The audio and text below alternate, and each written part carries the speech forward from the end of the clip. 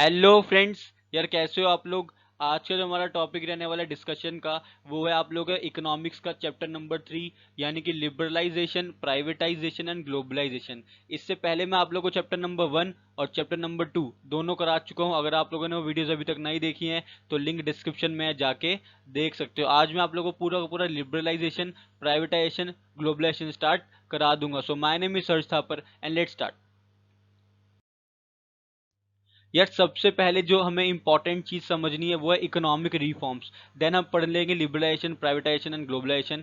Economic reforms होते क्या हैं, इकोनॉमिक रिफॉर्म्स मतलब क्यों रिफॉर्म्स चाहिए होते हैं, हमें नए रूल्स एंड रेगुलेशंस की नीड क्यों पड़ती है। These were based on the assumption that market forces would steer the economy into the path of the growth and development. Economic reforms started in 1991 in India।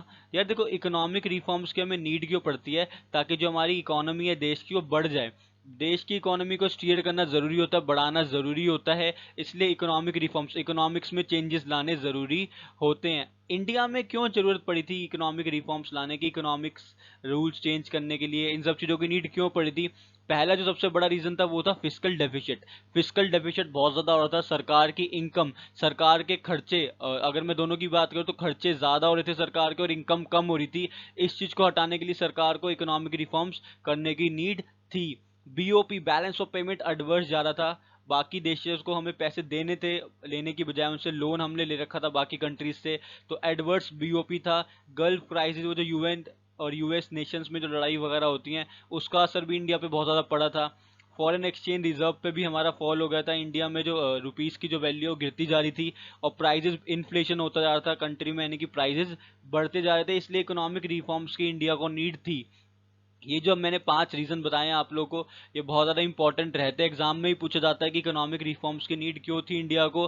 तो पहला reason क्या बताया, fiscal deficit, government के खर्चे government की income से ज्यादा हो रहे थे। बीओपी यानी बाकी देशों को पैसे देने पड़ रहे थे हमें, हमने लोन ले रखा था बाकी कंट्री से। गल्फ क्राइसिस से इंडिया पे बहुत ज्यादा फर्क पड़ा। फॉरेन एक्सचेंज रिजर्व हमारा गिर रहा था और प्राइजेस बढ़ते जा रहे थे। इसलिए इकोनॉमिक रिफॉर्म्स की नीड थी। इकोनॉमिक रिफॉर्म्स हुए थे 1991 में, 1991 में। ठीक है भाई, इकोनॉमिक रिफॉर्म्स 1991, याद रखना इसे। अब हम बात करते हैं लिबरलाइजेशन क्या होता है।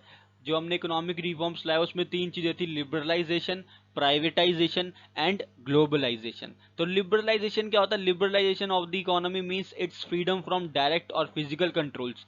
लिबरलाइजेशन का मतलब होता है इम्पोज्ड बाय द गवर्नमेंट, कि जो इकोनॉमी है वो फ्री रहे, सरकार बार बार वो ना करे, बार बार तंग ना करे इंडस्ट्रीज को, फैक्ट्रीज को, लोगों को बार बार तंग ना करे। उसको हम बोलते हैं लिबरलाइजेशन करना, इकोनॉमी को, देश को लिबरल बनाना।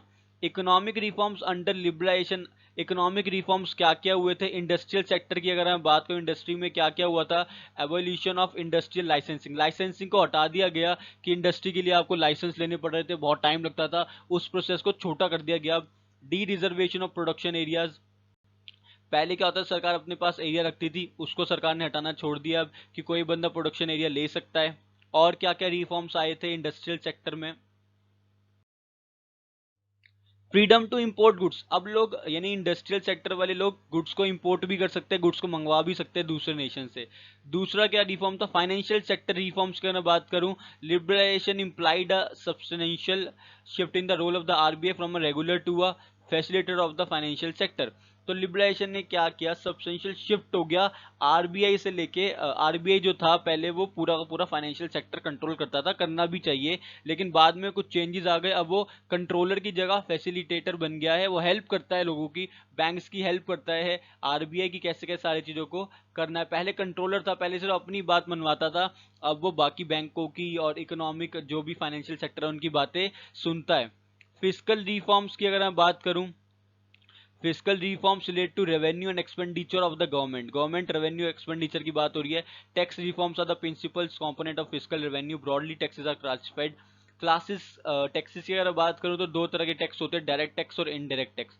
फिजिकल रिफॉर्म का मतलब होता है कि सरकार की इनकम को बढ़ाना है और सरकार के खर्चों को कम करना है, या सरकार के खर्चे और इनकम दोनों को ही बराबर करना है एक तरीके से।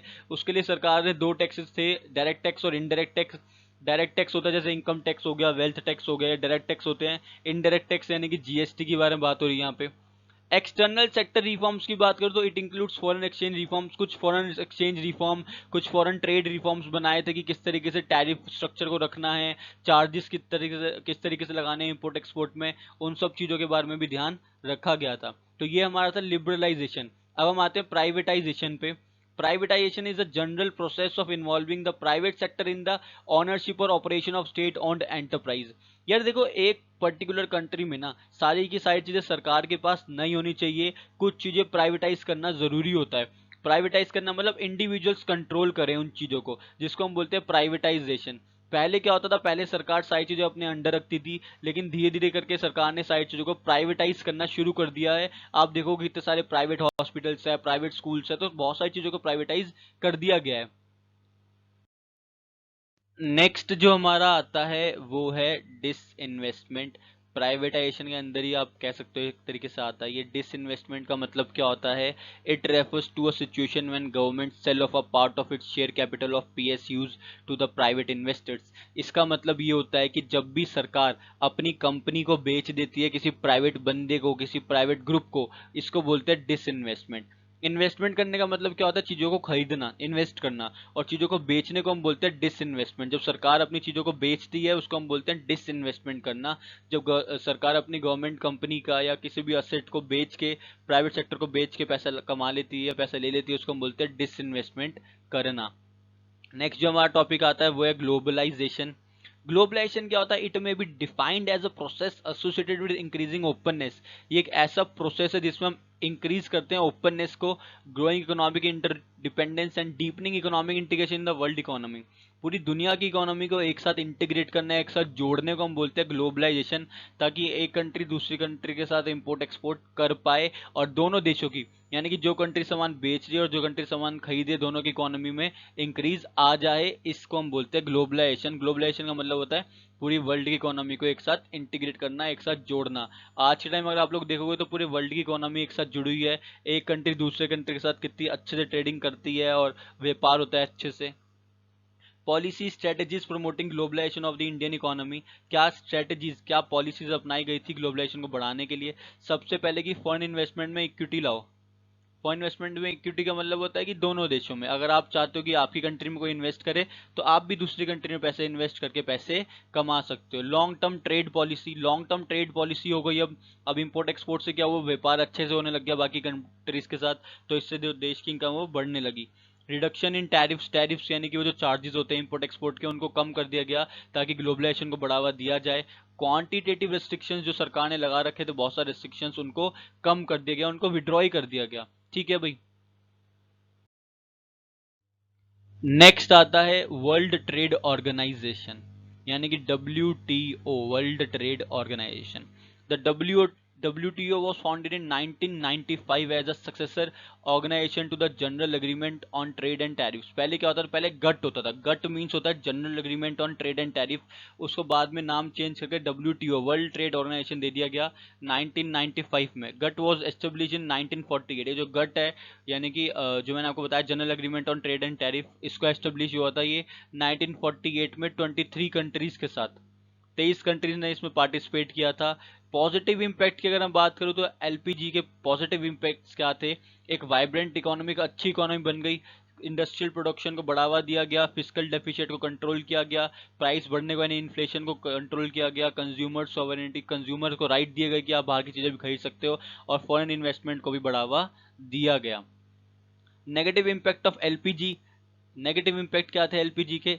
नेग्लिशन ऑफ एग्रीकल्चर, एग्रीकल्चर सेक्टर पे ज़्यादा ध्यान नहीं दिया गया।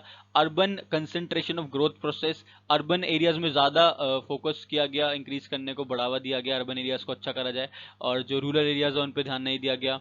कॉलोनाइलिज्म हो गया, इकोनॉमिक कॉलोनाइलिज्म, इकोनॉमिक्स अच्छी होती गई जगह जगह।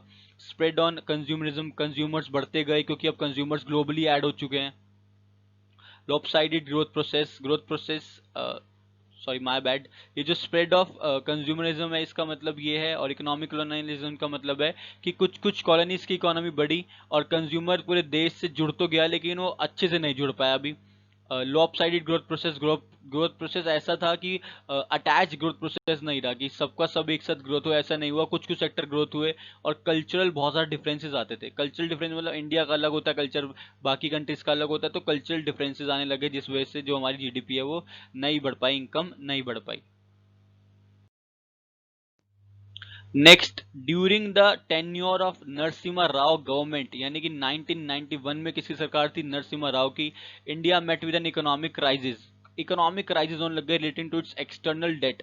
एक्सटर्नल डेट ज्यादा हो गया, यानी कि लोन ज्यादा हो गया सरकार पे। The government was unable to make repayment, सरकार पैसे भी नहीं दे पा रही थी अपने बोरोइंग्स, अपने पैसों के जो उसने अब्रॉड से पैसे लिए थे। Foreign exchange reserves were not sufficient to repay the debts, repayment नहीं हो पा रही थी डेट्स की, कर्जे नहीं उतर पा रहे थे। प्राइस ऑफ एसेंशियल गुड्स और राइजिंग, इस वजह से क्या हुआ, प्राइसेस को बढ़ाना पड़ा और इम्पोर्ट को भी इम्पोर्ट भी बढ़ने लगे। इससे क्या हुआ, अगर एक देश में प्राइसेस बढ़ते हैं तो जनरली क्या करते हैं कंट्री वाले, दूसरी कंट्री से सामान खरीदना शुरू कर देते हैं। As a result, the government initiated a new set of policy measures to reform the conditions of an economy, and several economic reforms programs were also introduced in this respect to promote privatization, globalization, and liberalisation. तो क्या हुआ कि जब नरसिम्हा राव की सरकार डूबने लगी, सरकार कर्जे में इतनी ज़्यादा डूब गई कि सरकार ने नया इकोनॉमिक पॉलिसी बनाई, लिबरलाइजेशन, प्राइवेटाइजेशन एंड ग्लोबलाइजेशन, और उस पर ज़्यादा फोकस किया गया। ठीक है भाई, आई होप आप लोगों को समझ आ गया है। अगले सेशन में हम लोग चैप्टर नंबर 4 करेंगे। तब तक के लिए all the very very best. Channel को सब्सक्राइब करना मत भूलिएगा और साथ में लगे बेल आइकन को प्रेस कर देना। Thank you.